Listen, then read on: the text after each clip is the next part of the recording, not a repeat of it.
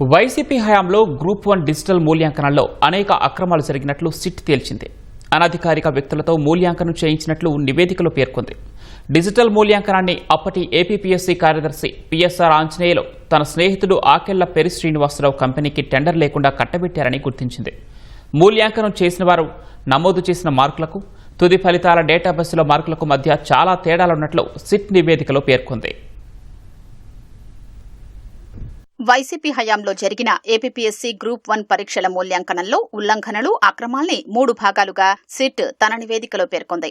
Digital మూల్యాంకనంలో ప్రతి దశలోనూ నిబంధనలు ఉల్లంఘించారని గుర్తించింది. ఏపీపీఎస్సీ చైర్మన్ అనుమతి లేకుండానే డిజిటల్ మూల్యాంకనం నిర్వహించేశారని, మూల్యాంకనానికి ఎంపిక చేసిన ప్యానెల్ వ్యక్తులు కాకుండా అనధికార ప్రైవేటు, సబ్జెక్టు నిపుణులు కానివారే ఉన్నారని నివేదికలో స్పష్టం చేసింది.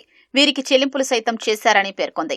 జవాబు పత్రాల ట్యాంపరింగ్ నియంత్రణకు చర్యలు తీసుకోకుండా ప్రైవేటు, అనధికారిక సమాచార మార్గాల ద్వారా మూల్యాంకనం చేశారని, మూల్యాంకనం చేసిన వారు నమోదు చేసిన మార్కులకు, తుది ఫలితాల డేటాబేస్లో మార్కులకు మధ్య చాలా తేడాలు ఉన్నాయని సిట్ స్పష్టం చేసింది. నిబంధనల ప్రకారం 2, 3 పరిశీలకులతో మూల్యాంకనం చేయించాల్సి ఉండగా ఇది ఎక్కడా జరగలేదని పేర్కొంది.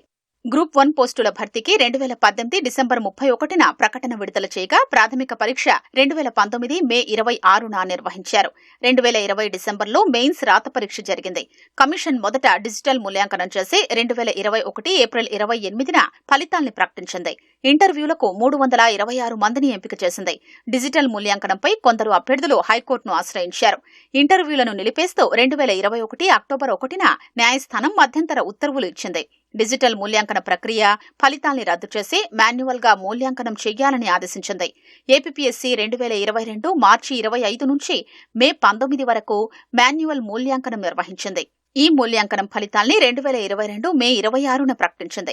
తర్వాత ఇంటర్వ్యూలు నిర్వహించి తుది ఎంపిక జాబితాను జూలై 5న విడుదల చేసింది. మొదట డిజిటల్ మూల్యాంకనంలో అర్హులైన వారిలో చాలా మంది మాన్యువల్ మూల్యాంకనంలో అర్హత కోల్పోయారు. దీంతో కొందరు కోర్టుకెళ్లారు. ఎంపిక జాబితాను రద్దు చేసి కొత్తగా మెయిన్స్ నిర్వహించాలని ఏకసభ్య ధర్మాసనం కమిషన్ను ఆదేశించింది. ఈ తీర్పుపై ఉద్యోగాల్లో ఎంపికైన అభ్యర్థులు ద్విసభ్య ధర్మాసనాన్ని ఆశ్రయించారు. మూల్యాంకనంపై హైకోర్టు ఆదేశాలతో ప్రభుత్వం సిట్ను ఏర్పాటు చేసింది.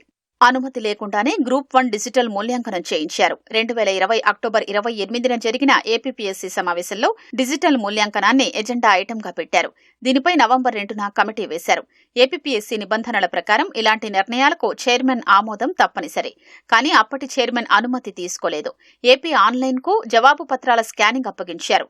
48,442 పత్రాల్ని స్కాన్ చేసి హార్డ్ డ్రైవ్ ద్వారా వాటిని పీడీఎఫ్లో అందించింది. అసలు సమాధాన పత్రాల్ని ఏపీపీఎస్సీ స్ట్రాంగ్ రూమ్ లో భద్రపరిచారు.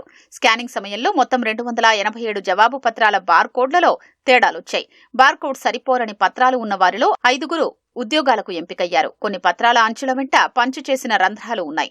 సిట్ పరిశీలించిన అన్నింటిలోనూ చేతిరాత ఒకేలా ఉండడంతో స్కానింగ్ లో సాంకేతిక లోపాలు ఏర్పడినట్లు సిట్ అభిప్రాయపడింది. Stone media advisory services private limited కు సంబంధించిన true grader edu services private limited కు టెండర్లు లేకుండానే నామినేషన్ పై డిజిటల్ మూల్యాంకనం బాధ్యతలు అప్పగించారు. ఈ సంస్థ ఎండీ ఆకెళ్ల పెరి శ్రీనివాసరావు అప్పటి ఏపీపీఎస్సీ కార్యదర్శి పిఎస్ఆర్ ఆంజనేయులు స్నేహితుడే. స్కాన్ చేసిన జవాబు పత్రాల్ని ఈ కంపెనీకి అందించారు. ఈ సంస్థకు 1.33 కోట్లు చెల్లించారు. ఏపీపీఎస్సీ డిజిటల్ మూల్యాంకనం ఫలితాలు విడుదల చేసిన రోజునే ఈ మొత్తాన్ని విడుదల చేశారు. శ్రీనివాసరావు తన బంధువులు, సన్నిహితులకే మూల్యాంకనం చేసే వారి ఎంపిక బాధ్యతలు అప్పగించారు. హైదరాబాద్లోని మాతృశ్రీ ఆంగ్ల మాధ్యమ పాఠశాల ప్రిన్సిపల్ సంధ్యారాణి మూల్యాంకన కర్తల బృందం ఏర్పాటు చేసి టీచర్లు, తెలిసిన వారిని ఇందులో చేర్చారు.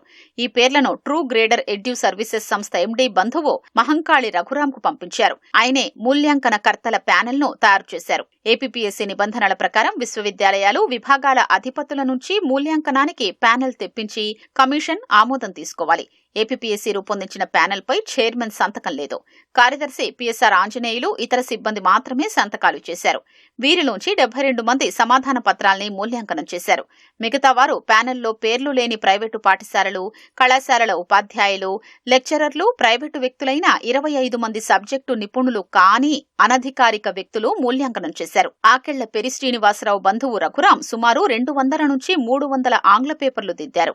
ఆయన ప్యానెల్లో లేకపోయినా దిద్దేశారు. 29 మంది మూల్యాంకనకర్తల వాంగ్మూలాల్ని సిట్ నమోదు చేయగా వీరిలో చాలా మందికి ప్యానెల్లో వాళ్ల పేర్లు ఉన్నట్లు కూడా తెలియదు. కానీ వారందరూ పారితోషికం పొందారు.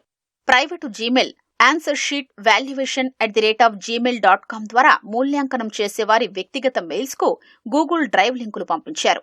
మూల్యాంకనం తర్వాత ఫైళ్లు డిలీట్ చేయాలని చెప్పారు. కొందరు డిలీట్ చేయలేదు. ఆ ఫైళ్లు సిట్కు లభించాయి. పీడీఎఫ్లో మార్కులు నమోదు చేయడానికి కుదరని చోట ఎక్సెల్ షీట్లో నమోదు చేశారు. వీటికి భద్రత లేదు. Block chain technology, audit trials లాంటి భద్రతా ఫీచరు పాటించలేదు.